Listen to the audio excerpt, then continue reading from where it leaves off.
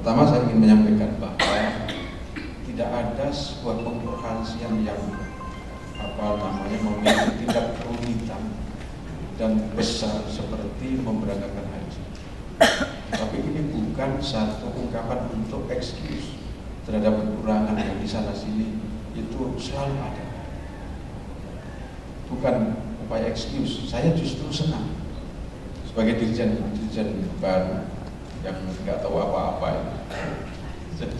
Saya boleh dibilang nggak tahu apa-apa karena tiba-tiba di tengah jalan ini Pak Yasin bilang dirjen haji. Wah lah, ini ketemu pirang perkara kalau bahasa Jawanya gitu.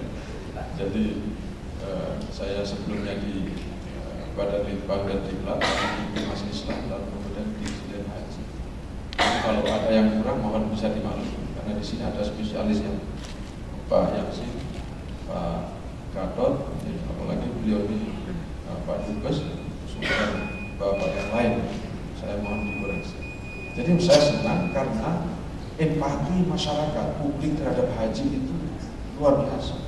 Tidak hanya mereka yang memiliki tugas fungsional melakukan pengawasan, tidak hanya mereka yang punya tugas untuk menyelenggarakan haji dari Kementerian Agama, dan tidak hanya mereka yang menjadi pengamat haji. Sekarang ini kan sangat marak pengamat, dari pengamat politik sampai dengan pilpres, tak terkecuali haji.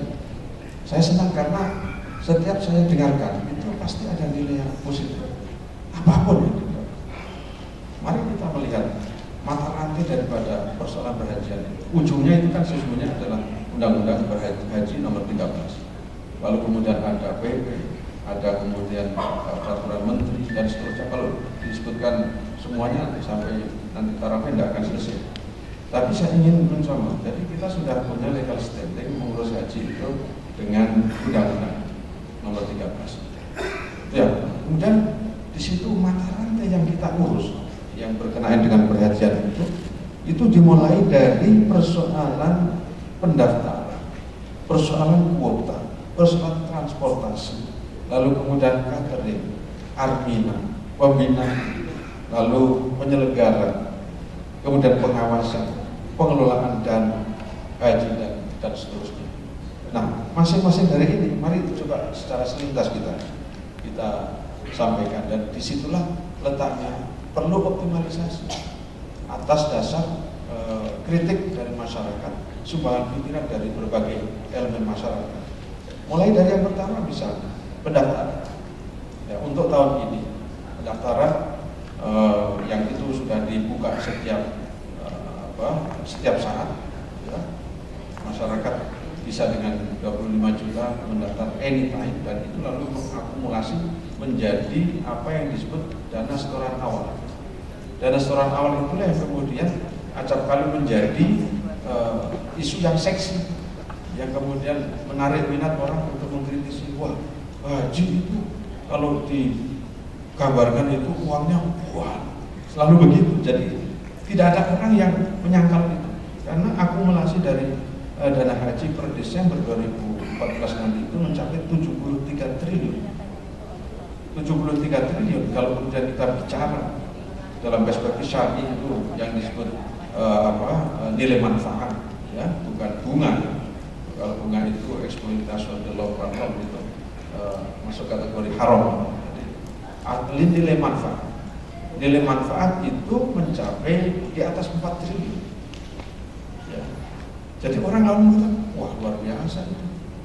Jadi oleh karena itu maka mesti harus memberikan kesan kepada publik, ini harus dikelola secara akuntabel. Walaupun dikelola secara akuntabel, kadang-kadang ada isu sedikit saja lalu mencuat menjadi sebuah hiruk-pikuk dan olok-olok publik yang tadi diprihatinkan oleh Pak Kiai. Yang memang saya tidak menutup diri dari kritik yang begitu-begitu, tapi saya anggap itu sebuah kritik konstruktif, Pak. Jadi bukan rekonstruktif. Tapi ini kalau rekonstruktif hanya Asbihu untuk menggunakan istilah merekonstruksi. Tapi ini justru positif menurut saya. Rekonstruksi artinya itu berarti kembali. Jadi kembali bikin sebuah tata kelola perhajian yang bersih dan berwibawa. Kan begitu logikanya. Pernah suatu saat dikelaskan bersih dan berwibawa, lalu kemudian menjadi tidak bersih dan tidak berwibawa, lalu diinginkan untuk direkonstruksi kembali. Logikanya sederhana kan begitu.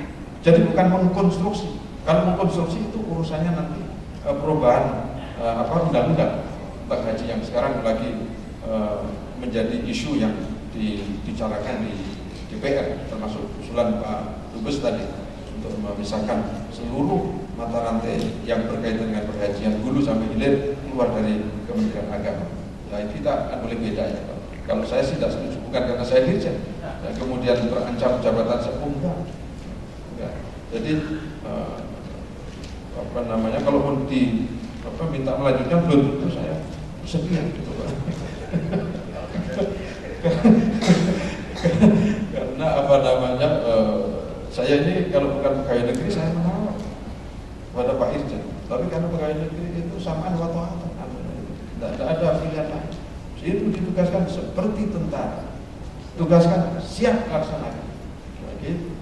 Makanya saya nempuh itu bahasa Indonesianya setengah meminta dengan sangat kepada Pak Irjen untuk mengawal. Kalau saya nakal, cewek pasti.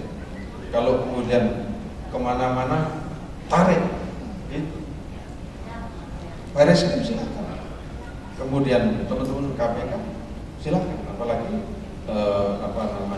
apa yang disampaikan oleh KPK sejumlah checkpoint yang perlu diperbaiki, saya sudah terima dan itu akan kita berusaha untuk follow up. Jadi yang pertama yang berkaitan dengan mata rantai yang sering menimbulkan problem ini soal satu pendaftaran dan pelunasan. Pelunasan itu menyangkut kuota.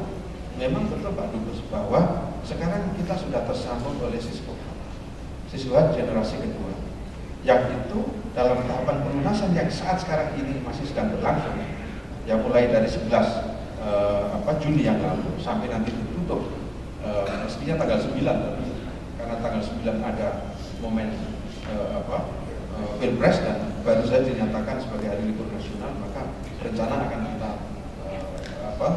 perpanjang sampai tanggal 10. Ya, itu sudah disetting yang berhak melunasi mulai tanggal 11 sampai tanggal 10 itu nanti siapa? Dalam sistem siswa kita yang tersebar di seluruh Indonesia seperti itu.